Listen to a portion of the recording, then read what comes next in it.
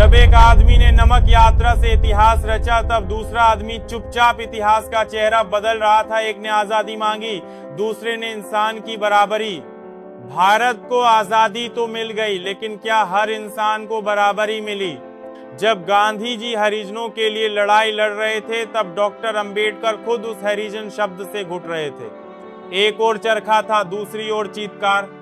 गांधी जी आत्मा की सफाई की बात करते थे, लेकिन डॉक्टर अंबेडकर को वो समाज ही गंदा नजर आता था जिसने उन्हें इंसान मानने से इनकार कर दिया। एक ने ग्राम स्वराज का सपना देखा, दूसरे ने कॉन्स्टिट्यूशन लिखा, क्योंकि वो जानता था सपनों से जिंदगी नहीं बदलती, कानून से बदलती है। और वहीं से शुरू होती है एक ऐसी क्रांति जो सिर्फ आजादी नहीं, आत्म सम्मान लाना चाहती थी। डॉक्टर अंबेडकर ने सिर्फ सवाल नहीं उठाए, उन्होंने रास्ता भी दिखाया। उनका जीवन इस बात का प्रमाण है कि अगर सोच मजबूत हो तो कोई भी परिस्थिति आपकी नियति तय नहीं कर सकती। उन्होंने अपने समय के सबसे बड़े आइकॉन्स को टक्कर दी, नफरत को तर्क से हराया और अन्याय को संविधान से। आज भी जब कोई युवा कहता है कि मुझसे नहीं होगा, तब अंबेडकर की कहानी उसे थप्पड़ जैसी चेतावनी देती है, सब कुछ होगा अगर तुम खड़े हो जाओ। गांधी और अंबेडकर का टकराव सिर्फ दो व्यक्तियों का टकराव नहीं था, ये उस भारत की आत्मा की लड़ाई थी जो खुद नहीं समझ पा रही थी कि उसे आजादी चाहिए या बराबरी। एक और गांधी जी थे जो अहिंसा, प्रेम और ग्राम स्वराज्य की कल्पना करते थे। दूसरी ओर डॉक्टर अंबेडकर थे जो इसी गांव की मिट्टी में जन्मे थे, लेकिन उसी मिट्टी में दफन कर दिए गए थे क्योंकि वो अछूत कहलाए। गांधी जी ने हरिजन कहा भगवान के लोग, लेकिन अंबेडकर ने कहा ये नामकरण नहीं, ये अपमान है, क्योंकि जो भगवान का हो वो इंसानों की गालियों का हकदार कैसे हो सकता है। गांधी जी कांग्रेस के मंच से बोलते थे, अंबेडकर यूनियन के कोने में खड़े होकर चुपचाप सोचते थे कि जब तक रिप्रेजेंटेशन नहीं मिलेगा तब तक सुधार सिर्फ दिखावा होगा। गांधी जी दलितों के लिए पूजा पाठ खोलना चाहते थे, अंबेडकर उन्हें पूजा के बजाय शिक्षा, संगठन और संघर्ष देना चाहते थे। और यहीं से शुरू होती है असली लड़ाई जाति व्यवस्था को छूने की। जहां गांधी जी उसे शुद्धिकरण से मिटाना चाहते थे, अंबेडकर उसे जड़ से उखाड़ फेंकना चाहते थे। एक सुधारवादी था, दूसरा क्रांतिकारी। और इसीलिए जब पूना पैक्ट आया, अंबेडकर की आत्मा कांप उठी। उन्हें मजबूर किया गया कि वो दलितों के लिए सेपरेट इलेक्टोरेट की मांग छोड़ दें, उस मांग को जो शायद भारत के सबसे बड़े उत्पीड़ित वर्ग को पहली बार अपनी आवाज देने वाली थी। लेकिन उन्होंने वो मांग छोड़ दी क्योंकि उन्हें दलितों से ज्यादा डर था देश के बंटने से। ये त्याग नहीं था, ये एक मजबूरी थी जो गांधी की भूख हड़ताल और कांग्रेस के दबाव ने पैदा की थी। और इसी पल ने अंबेडकर को जला दिया भीतर से। उन्होंने समझ लिया कि इस देश में अगर कोई बहिष्कृत है तो वो सिर्फ दलित नहीं बल्कि खुद समानता का विचार है। गांधी जी राष्ट्रपिता बने, लेकिन डॉक्टर अंबेडकर ने इस राष्ट्र को संविधान दिया, यानी वो आत्मा दी जो आज भी जिंदा है। जिस दिन बाबा साहब ने संविधान सभा में खड़े होकर कहा, मैं यहाँ संविधान की अच्छाइयाँ बताने नहीं आया, उस दिन पूरा भारत चौंक गया। लेकिन उन्होंने आगे कहा, क्योंकि अच्छाइयाँ लोगों को नहीं बचाती, लागू करने वाला सिस्टम बचाता है। और ये सिस्टम अगर जातिवादी रहा तो ये संविधान भी बेकार हो जाएगा। कितना सच्चा था ये आदमी और कितनी सख्त थी उसकी चेतावनी। और यही वो जगह थी जहां गांधी और अंबेडकर के रास्ते कभी नहीं मिल सकते थे, क्योंकि एक मन की शुद्धि चाहता था, दूसरा सिस्टम की क्रांति। और अगर आज भारत का युवा दलित है, वंचित है, हाशिए पर है, तो वो गांधी की भावनाओं से नहीं, अंबेडकर की चेतना से ही उठ सकता है। क्योंकि बाबा साहब ने हमें खुद को देखने का चश्मा दिया। उन्होंने सिखाया कि तुम्हारी तकदीर वोट से तय होती है, दया से नहीं।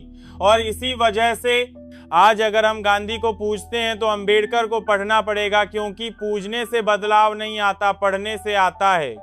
डॉक्टर अंबेडकर की असली ताकत सिर्फ उनकी डिग्रियों में नहीं थी, बल्कि उस जलते हुए अपमान में थी जो उन्होंने बचपन में महसूस किया था, जब उन्हें स्कूल में जमीन पर बैठकर पढ़ना पड़ता था, पानी छूने की इजाजत नहीं थी और गुरुजी उन्हें दूर से पढ़ाते थे जैसे वो कोई रोगी हो। और उस अपमान को उन्होंने ताकत में बदल दिया। कोलंबिया यूनिवर्सिटी से लेकर लंदन स्कूल ऑफ इकोनॉमिक्स तक उन्होंने वो हर दरवाजा खोला जो उनके समाज के लिए हमेशा बंद था। लेकिन उनका संघर्ष सिर्फ डिग्रियों तक सीमित नहीं था। असली जंग शुरू हुई जब उन्होंने देखा कि शिक्षा के बावजूद भी समाज जाति की दीवारें नहीं तोड़ पा रहा। इसीलिए उन्होंने कलम से संविधान लिखा ताकि आने वाली पीढ़ियां सिर्फ भावनाओं से नहीं, कानून से अपना हक मांग सकें। उन्होंने उस संविधान में समानता, स्वतंत्रता और बंधुता के वो बीज बो दिए जो आज भी भारत को जोड़कर रखते हैं। लेकिन उनका ये सपना अधूरा रह गया क्योंकि समाज ने संविधान को अपनाया मगर मानसिकता को नहीं बदला। आज भी आरक्षण पर बहस होती है, लेकिन कोई नहीं पूछता कि उसका असली कारण क्या था।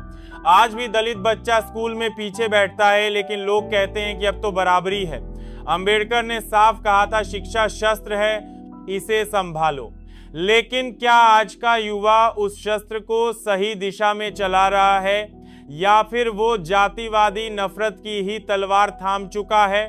डॉक्टर अंबेडकर का सपना सिर्फ संविधान लागू करना नहीं था, बल्कि ऐसा समाज बनाना था जहां संविधान की जरूरत ही न पड़े, जहां हर इंसान अपने आप में कानून हो, न्याय हो। लेकिन अफसोस, हम उस समाज से आज भी कोसों दूर हैं। वो चाहते थे कि हर व्यक्ति स्वतंत्र होकर सोच सके, लेकिन आज भी कई लोग ब्राह्मणवाद की मानसिक गुलामी में जकड़े हैं। उन्होंने कहा था, जो पढ़ा लिखा है लेकिन जातिवादी है वो अशिक्षित से भी खतरनाक है। और यही बात आज के भारत की सबसे बड़ी सच्चाई है।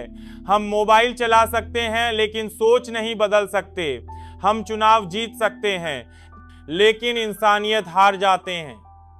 अंबेडकर का संघर्ष आज भी अधूरा है क्योंकि आज भी शिक्षा सिर्फ डिग्री बनकर रह गई है, आत्म मुक्ति नहीं। अगर हम सच में बाबा साहब को समझना चाहते हैं तो उनके जैसे बनना पड़ेगा, अकेले चलना पड़ेगा, भीड़ के खिलाफ लड़ना पड़ेगा और वो बोलना पड़ेगा जो किसी को सुनना पसंद नहीं। जब बात जातिवाद की आती है तो गांधी और अंबेडकर की सोच में आकाश पाताल का फर्क था। गांधी जी मानते थे कि हरिजन सेवा से समाज सुधर सकता है, लेकिन अंबेडकर मानते थे कि हरिजन सेवा नहीं, दलित अधिकार चाहिए और सेवा नहीं, सत्ता चाहिए। गांधी जी ने जाति व्यवस्था को एक सामाजिक ढांचा माना जिसमें सुधार किया जा सकता है, वहीं अंबेडकर ने उसे एक मानव विरोधी गुलामी प्रणाली कहा जिसे जड़ से खत्म करना जरूरी था। गांधी जी ने शुद्धिकरण की बात की, अंबेडकर ने विनाश की। गांधी जी खुद को हिंदू धर्म के भीतर सुधारक मानते थे, जबकि अंबेडकर ने कहा इस धर्म में सुधार असंभव है क्योंकि इसकी नींव ही असमानता है। यही कारण है कि गांधी जी ने मनुस्मृति को आध्यात्मिक ग्रंथ माना, लेकिन अंबेडकर ने उसे जलाकर अपना विद्रोह दर्ज कराया।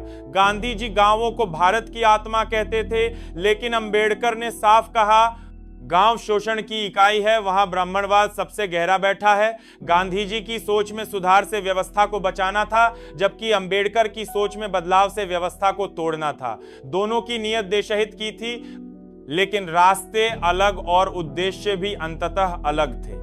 गांधी ने मंदिरों के दरवाजे खोलने की बात की, लेकिन अंबेडकर ने कहा कि ऐसे दरवाजों की जरूरत ही क्यों हो जहां तुम्हें अपमान के साथ घुसना पड़े। उन्होंने कहा हमें उस घर को ही छोड़ देना चाहिए जो हमारा नहीं है। गांधी जी ने छुआछूत को पाप कहा, लेकिन अंबेडकर ने उसे कानूनी अपराध घोषित करवाया। यही अंतर था, एक नैतिकता से लड़ रहे थे, दूसरा व्यवस्था से। अंबेडकर की बगावत ब्राह्मणवाद के विरुद्ध थी, वो मानसिक संरचना जो एक व्यक्ति को जन्म के आधार पर ऊंचा और दूसरे को नीचा बना देती है। उन्होंने लिखा ब्राह्मणवाद वो सोच है जो दूसरों के सिर पर पांव रखकर ऊपर चढ़ती है। और गांधी जी चाहे कितनी भी ईमानदारी से दलितों की सेवा करें, वो कभी उस सोच को तोड़ नहीं पाए, क्योंकि वो उस धर्म से अलग नहीं हो सके जिसने ये सोच पैदा की। अंबेडकर ने बार बार चेताया, अगर जाति नहीं टूटी तो भारत टूट जाएगा। और इस चेतावनी को गांधी जी की भावनात्मकता समझ नहीं सकी। यही वजह थी कि अंबेडकर की बगावत आज भी जिंदा है और गांधी जी की हरिजन सेवा किताबों में सिमट चुकी है। अंबेडकर ने सिर्फ समाज से बगावत नहीं की, उन्होंने उस सोच से युद्ध किया जिसे गांधी जी सुधारना चाहते थे, और इसीलिए उनका विद्रोह आज भी उतना ही जिंदा है जितना उनका संविधान। जब अंबेडकर ने कहा था मैं हिंदू के रूप में पैदा हुआ हूं लेकिन हिंदू के रूप में मरूंगा नहीं, तब पूरे भारत ने इसे एक राजनीतिक बयान समझा, लेकिन यह उस आत्मा की चीख थी जिसे सदियों से अपमानित किया गया था। गांधी जी ने इस बात पर अफसोस जताया। उन्होंने कहा धर्म परिवर्तन से आत्मा की मुक्ति नहीं होती, सेवा से होती है। पर अंबेडकर ने दो टूक जवाब दिया, सेवा वो करता है जो ऊपर होता है, हम बराबरी चाहते हैं, भीख नहीं। यही टकराव था गांधी और अंबेडकर की सोच का अंतिम बिंदु। गांधी हिंदू धर्म के भीतर रहकर सुधार की बात करते रहे, लेकिन अंबेडकर ने साफ कहा कि इस धर्म की नींव ही गुलामी है। यह धर्म जन्म से इंसान को नीचा बताता है तो इसमें रहना आत्महत्या है। उन्होंने अपनी आत्मा को मुक्त करने के लिए धर्म बदला और 14 अक्टूबर 1956 को लाखों अनुयायियों के साथ बौद्ध धर्म स्वीकार किया। वो धर्म जिसमें ना कोई जात